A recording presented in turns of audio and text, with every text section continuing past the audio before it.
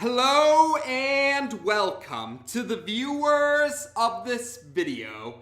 This is the Orange Fan here, bringing you another entry for the episode Recap and Thoughts category. This video will be dedicated to episode 12 of Young Justice, Homefront. We begin this episode in Gotham City on September 22nd, where Artemis is awoken by her alarm clock. Looking at a poster on her bedroom wall, a poster of Alice in Wonderland to be more specific, Artemis recalls a memory that happened 6 years ago. We then cut to a flashback where a younger Artemis is pleading with her older sister, whose name is revealed to be Jade in the credits, not to leave. Jade responds that it's going to be a while before their mother returns home, since she's currently serving time in prison, and Jade refuses to stay in the same building as their dad. The younger Artemis's response is that they need to keep their family together, but the present-day Artemis is brought out of her memories when her mother urges her to hurry up and not miss her first day of school. Later on, Artemis has arrived at Gotham Academy, where she's greeted by Bet Kane, voiced by Allison Stoner. She's Artemis's new student liaison. Soon enough, though, Robin arrives to take a picture with Artemis, commenting that they'll laugh about this one day, and he disappears just as quickly as he appeared. And of course, Artemis doesn't realize that he is Robin, her teammate. Bet thinks that he was just some freshman and tells Artemis not to pay him any attention as she proceeds to serve her role as Artemis's new student liaison. Watching nearby, Barbara Gordon, also voiced by Allison Stoner, questions her friend about his reason to take a picture with Artemis. And Bruce Wayne's young ward's response is he's just trying to be friendly to the new girl. We then cut to Mount Justice, where Kid Flash is helping Superboy out with the motorcycle-like vehicle that he's been working on. And Kid Flash does not know about Superboy and Miss Martian becoming a couple yet.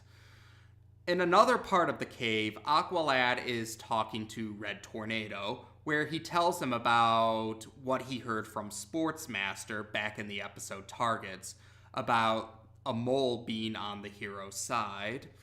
The villains have a mole within the hero's ranks.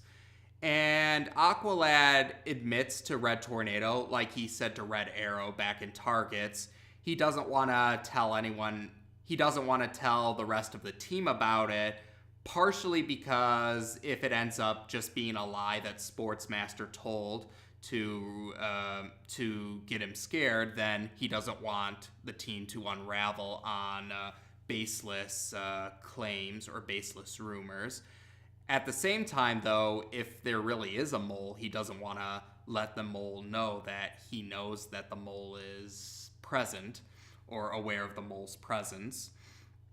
And he thinks that maybe he should tell Batman about this, while Red Tornado repeats that he thinks that the Young Justice team should solve their own problems. He does say it is ultimately Aqualad's decision on whether he tells Batman about this or not.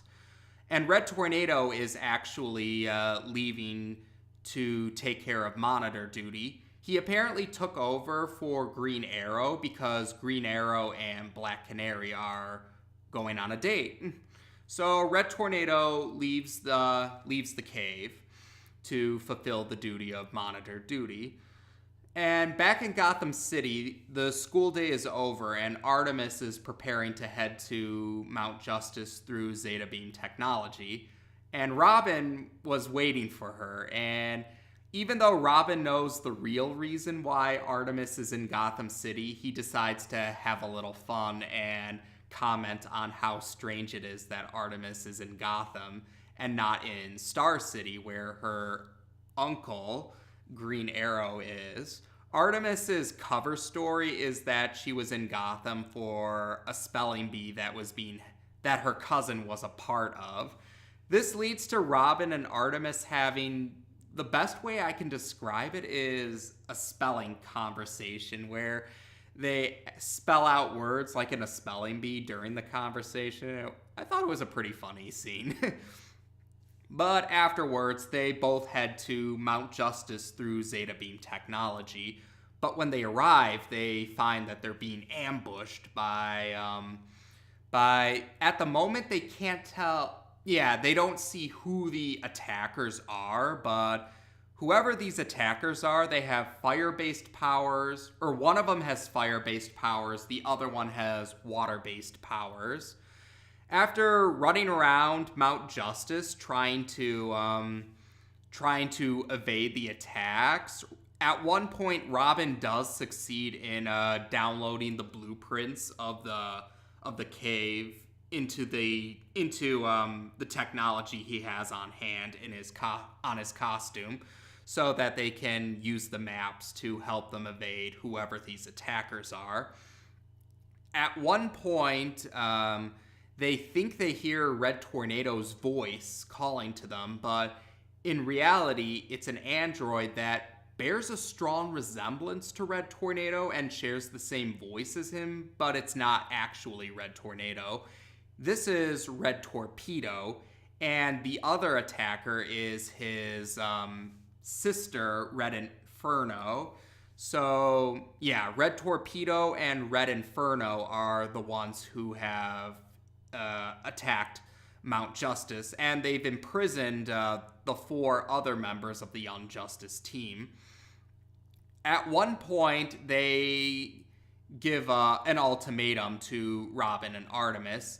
Either they surrender in 10 minutes, or else they'll eliminate the other 4 members of the Unjustice team. So, throughout a majority of the episode, we see them still trying to evade the android duo while trying to figure out how to rescue the rest of their teammates while the timer is ticking down. And at one point, Robin does manage to a bird-a-rain happens to land near Kid Flash, where he's imprisoned. And the reason for that is because it's a way for them to communicate, because Miss Martian is currently unconscious because she's trapped in a fire cage from Red Inferno, and Martians do have a weakness to intense heat, so that's why they can't use telepathic contact. So the bird-a-rain is the best chance for the 2 not captured members of the team to communicate with the captured members. And while they're still trying to figure out what to do, they eventually come up with a plan. They realize that if they can activate an electromagnetic pulse, or an EMP, then it'll turn off all of the machinery, so that includes the androids. So Robin is able to create an EMP thanks to Kid Flash's help, who's talking him through it thanks to the bird-a-rain. And Robin's able to set it up in the, I guess you could say, the main power source of the cave. And Kid Flash and Superboy are smack-talking the android siblings to distract them so Robin can set the EMP up. But the problem is he needs something metal in order to act as a conductor. But then the android duo see Robin, and he ends up being captured. So that leaves Artemis as the only one left, and Artemis is understandably so nervous about what to do, because she realizes that if she does surrender, then she'll just meet the same fate as the rest of her teammates. But who knows how long it'll take for the rest of the Unjustice team. Who knows how long it will take for the Justice League to arrive to help the Unjustice team. And while Artemis is trying to escape through the vents, she ends up in the room where Kid Flash keeps all the souvenirs for the missions. And she happens to look at Cheshire's mask. This leads her to resume the memory she was having back at the beginning of the episode, where the younger Artemis was pleading with Jade not to leave. And the younger Artemis tells her older sister that their dad will try to find her. And Jade says that she will disappear like the Cheshire Cat, much like what Cheshire said in Infiltrator, thus confirming that Cheshire is Artemis's older sister. And at the end of the flashback, Jade mentions that in their family, it's every girl for herself. And Artemis decides that while that might have been the case for their family, she's made a new family with her teammates, and she thinks that they all need to stick together. And one of the souvenirs is the arrow that she used to help the Injustice team out before she officially joined them. Back in the episode Schooled, she was the one who launched the arrow at Amazo that he phased through. So Artemis has the arrow with her because otherwise her quiver was empty by that point before she used that particular arrow. So she arrives in the area and she tells them to stop the countdown because she surrenders. The android duo agree to do so, but they one of them holds out their arm to as if to tell Artemis to hand over her bow. But Artemis tricks them, and she uses her arrow she shoots her arrow at the EMP to activate it. So the android duo are now deactivated, as well as every other mechanical device in the cave. But the good news is that the rest of the team are now safe, and they're all alive still. Later on, they're trying to figure out how to free, because Kid Flash and Superboy are encased in metal, so they need to figure out a way to break them out of the metal, but with the technological devices deactivated, they're having a hard time to do so. And Red Tornado arrives saying that the EMP only is in effect for every machine that's in the cave at the moment. He questions what went wrong or what happened, and they clarify that his siblings paid him a visit. And Red Tornado admits he wasn't aware of the fact that he had siblings. And he did mention that the EMP also deactivated the Zeta Tube, the Zeta Tube gates, I guess you could call it, or the Zeta Beam gates in the cave. So he had to go to another one, Providence, I believe he said. He had to go to a Zeta Beam gate in Providence and then fly to the Mount Justice cave because of the EMP being activated. But while Red Tornado is examining his siblings, the rest of the team, the teens notice that the EMP is wearing off. And then a shock is seen between Red Tornado and his siblings, and Red Tornado's eyes glow red. And then suddenly he uses his wind-based powers to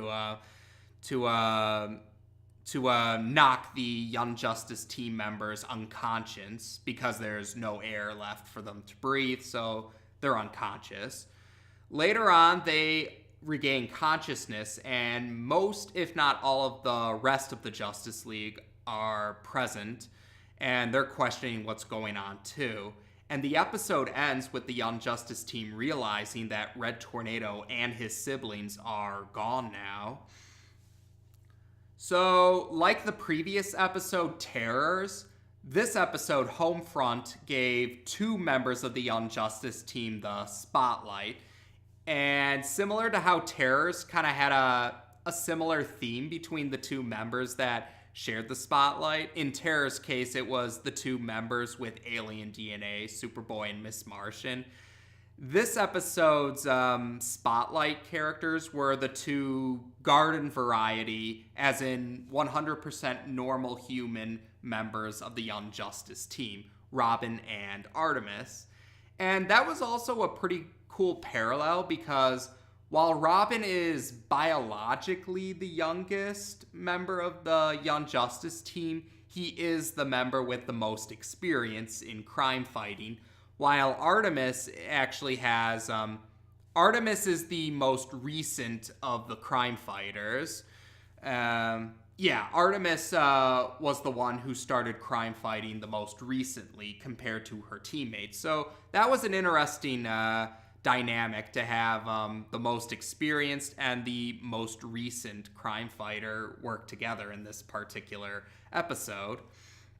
And, well, this revealed more about, this continued the storyline regarding Red Tornado and his creator, Tio Maro, because, as it was pointed out, Red Torpedo and Red Inferno bear strong resemblances to Red Tornado, and Red Torpedo even shares the same voice as Red Tornado, and Jeff Bennett also voices Tio Maro, their father.